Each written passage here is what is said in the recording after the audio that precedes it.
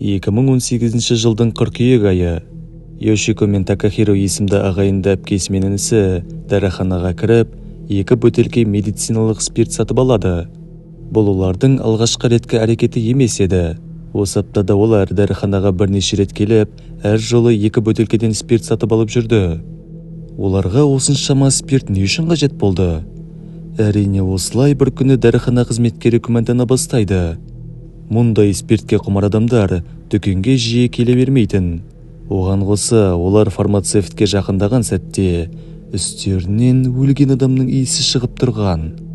Бүгін біз жапондық отбасымен болған шынайы да қорқынышты оқиғаны зерттейміз. Енді апта сайын QRF арнасының оқиға плейлистінде осындай қызықты оқиғасы бар видеолар шығып тұрады. Оларды өткізіп алмас үшін әрине арнамызға тіркеле кетіңіздер. Ендеше сіздермен бірге QRF ұжымы бүгін біз Рина Исутакидің сұмдық оқиғасын қысқаша баяндап береміз.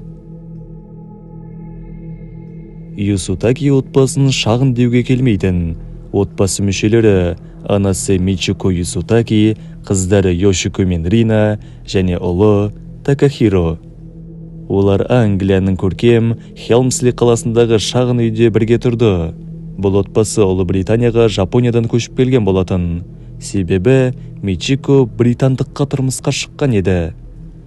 Алайда 1998 жылы олардың некесі бұзылып, Исутаки отбасы Хелмслидегі осы үйге көшіп келеді және сыртқы әлемнен оқшауланып өмір сүре бастайды. Олардың не теледидары, не радиосы, не телефондары болған жоқ, ал көршілерімен өте сирек араласатын. Отбасындағы ең көпшіл адам Рина еді.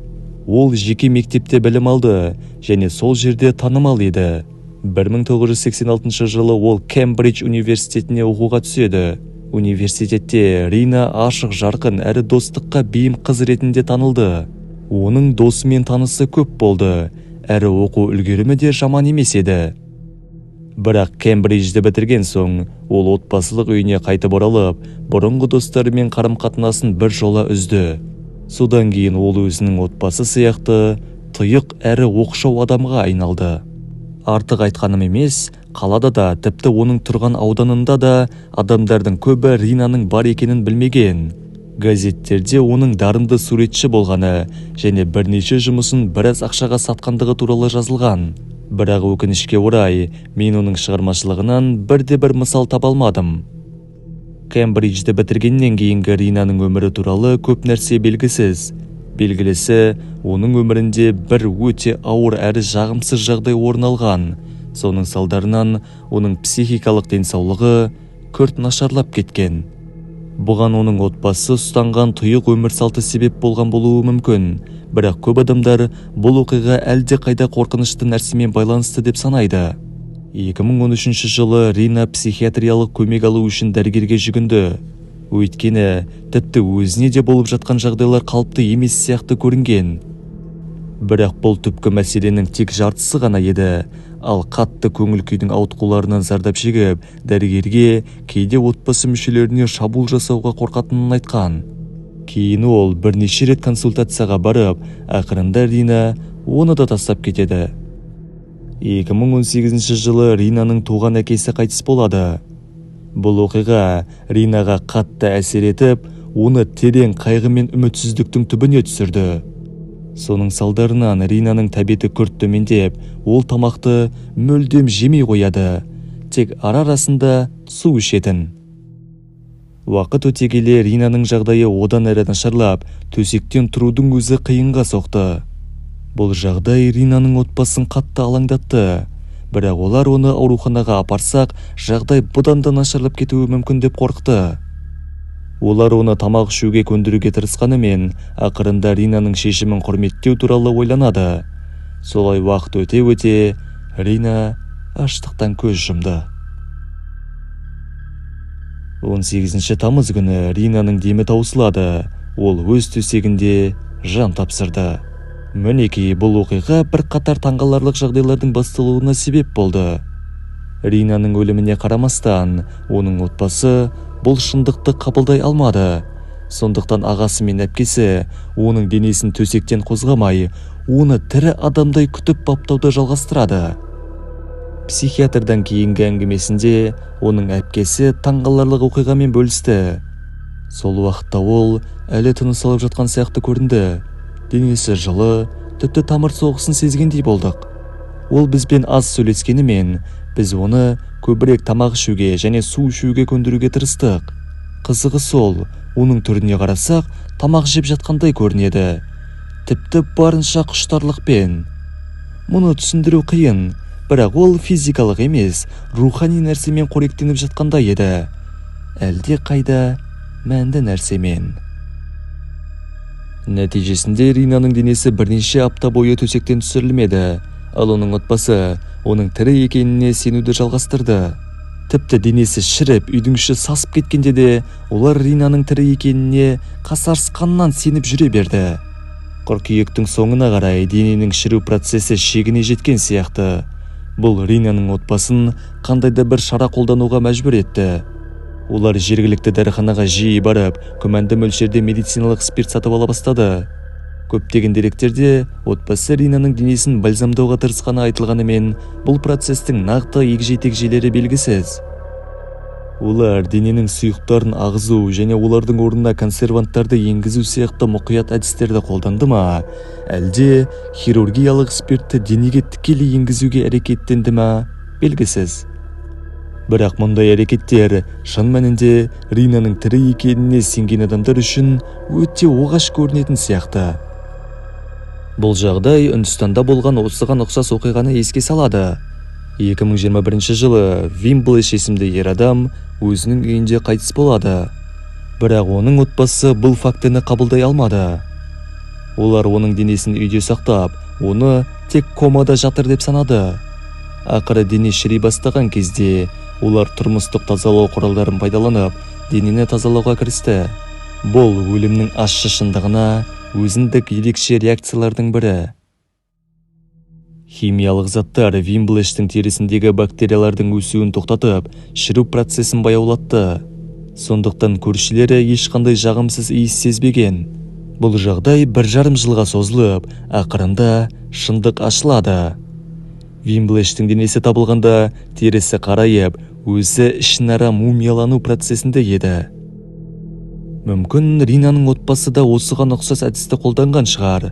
Олар спиртті денені сыртынан өңдеуге пайдаланып, сақтықпен терісін біртіндеп сылып, денені сақтау үшін ұзақ әрі үрейлі процесс жүргізген болуы мүмкін.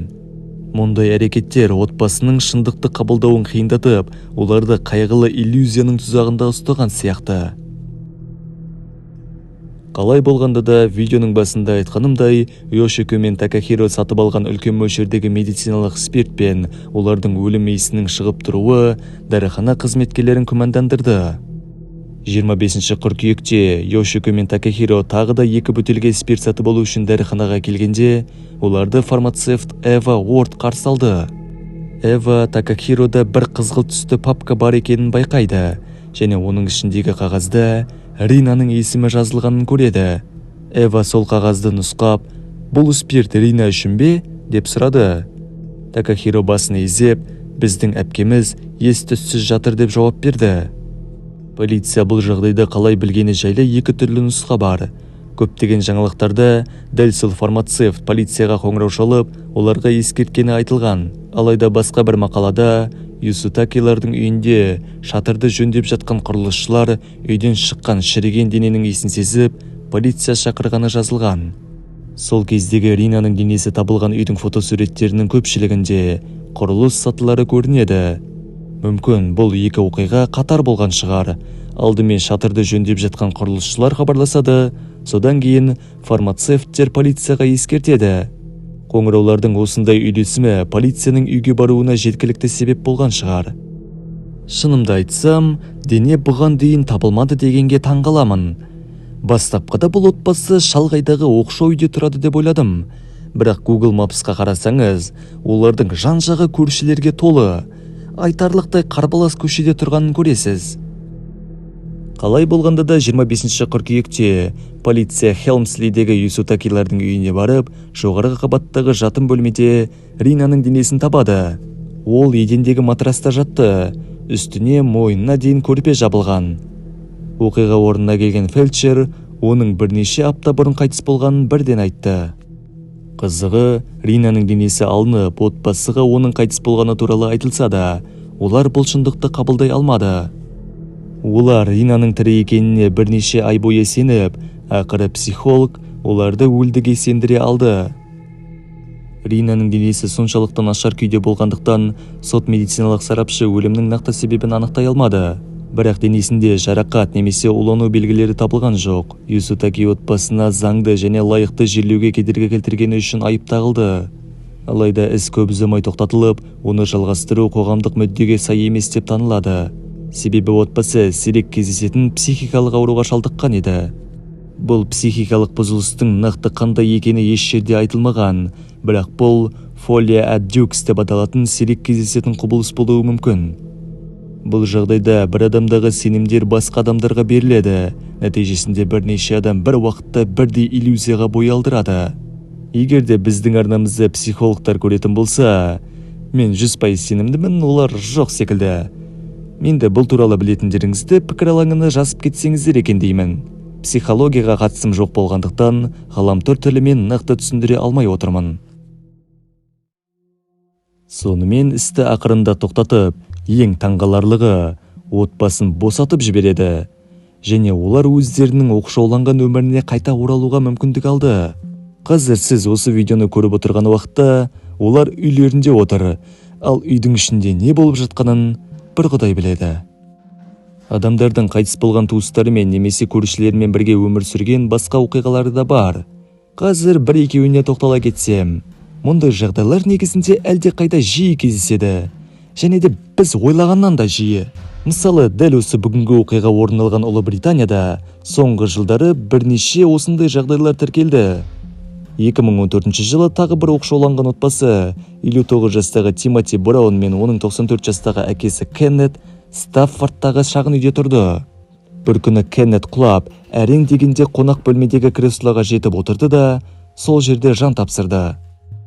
Тимоти көмек шақырудың орнына әкесінің денесін отырған күйі қалдырады және 4 ай бойы оның мәйітімен бірге өмір сүреді.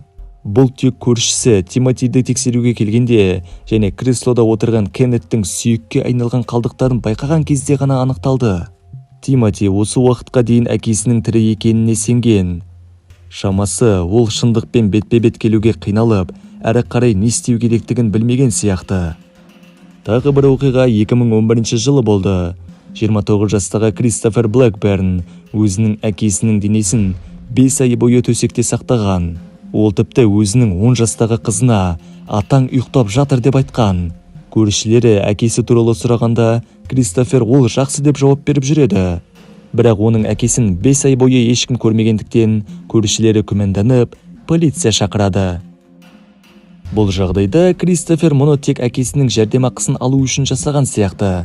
Ол жалпы сомасы 1800 фунт стерлингті, шамамен 1.150.000 теңге, қалтасына басыпты. Әрине бұл аз ақша емес, бірақ бұл үшін 5 ай бойы пәтерде мәйітпен бірге өмір сүру ақылға мүлдем сыймайды енді. Бұл жағдайлар туралы ойлағанда, біз білмейтін қанша осындай оқиғалар бар деген сұрақ туындайды. Жалғыз өмір сүріп қайтыс болған адамдардың денелері ұзақ уақыт табылмай қалатыны белгілі. Бірақ егер біреудің денесімен бірге адамдар өмір сүріп жатса, бұл әлде қайда қорқынышты деп ойлаймын. Адамдардың осындай жағдайларда табиғи жиіркенішті қалай еңсеретіні таңғаларлық. Әсіресе мәйіттің шіру процесі басталған кезде. Мұндай жағдайда өмір сүруді елестетудің өзі қиын. Рина Юсутакидің оқиғасы шынымен қорқынышты және қайғылы. Көрініп тұрғандай, оның отбасы, оның әлі де тірі екеніне шын жүректен сенген. Маған олардың ең үлкен қателігі, ресми айыптауларда көрсетілгендей, заңды және лайықты жерлеуге кедергі келтіргені емес. Рина аштықтан өліп жатқанда көмекке жүгінбеуі сияқты көрінеді. Тағы бір таңғаларлық нәрсе, отбасын жай ғана босатып, сол үйде тұруды жалғастыруға мүмкіндік бергені. Ешқандай психиатриялық көмек жасалмады. Мұның өзі оқиғаның қаншалықты ерекше болғанын көрсетеді. Сонымен қатар кейбір адамдар бұл жағдайды рухани сынақ немесе діни сенімдердің бір бөлігі деп болжайды. Отбасы буддистер болған. Ринаның Кембридждегі құрбылары оның күн сайын таңғы 5-те тұрып, кітапханада буддистік дұға оқитынын айтады. Бұл оқиға буддистік тәжірибе Сокусин Будзу дегенді еске түсіреді. Бұл практикада монахтар аштық арқылы өздерін тіріде мумиялайды. Бұл ерекше рухани күйге жетудің бір түрі деп саналады. Сокусин Будзуға ұқсас аспектілер бар сияқты. Мысалы, Ринаның әпкесі оның жаны арқылы нәр алатыны туралы айтқан сөзі. Бірақ бұл тек қана болжам. Оқиғаның мұндай рухани қырын нақтылайтын дәлелдер әлі жоқ. Ең ықтимал түсініктеме, Рина ауыр депрессияға ұшырап, өз денсаулығына мән беруді доғарған. Ал оның отбасы сыртқы әлемге жүгінуге қорқып, оқшаулануды жалғастыра береді. Бұл жағдай тек психологиялық жарақаттың және әлеуметтік оқшауланудың қандай ауыр салдарға әкелетініне мысал секілді.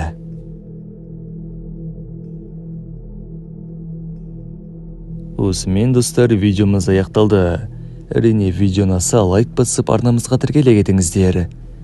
Енді әр апта сайын QRF арнасында осындай қызықты оқиғасы бар видеолар шығып тұрады. Ендеше, сіздермен бірге болған және әрдайым бірге болатын QRF ұжымы келесі видеоларда кездескенше.